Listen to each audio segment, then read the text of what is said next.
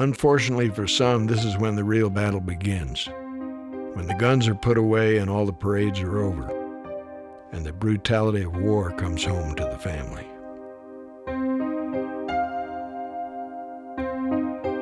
I remember going to the airport to pick my dad up. It was June of 1970. And my brother had long hair, I had long frizzy hair, and I remember him kind of looking a little puzzled. And then it slowly dawned on him that he had come back to these kids who he didn't recognize.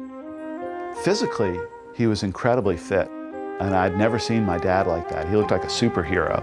Emotionally, he seemed quite shaken.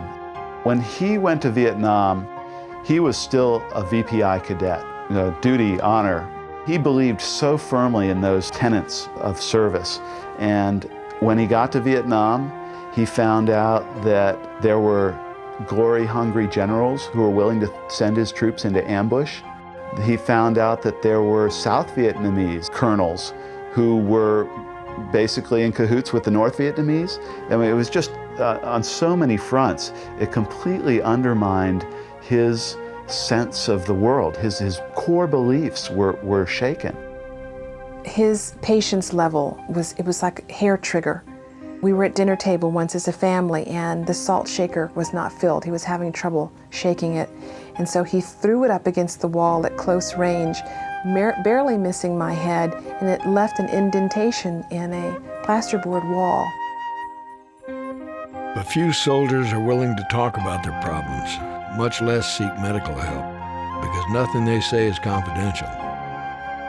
Some turn to alcohol for solace. Dinner was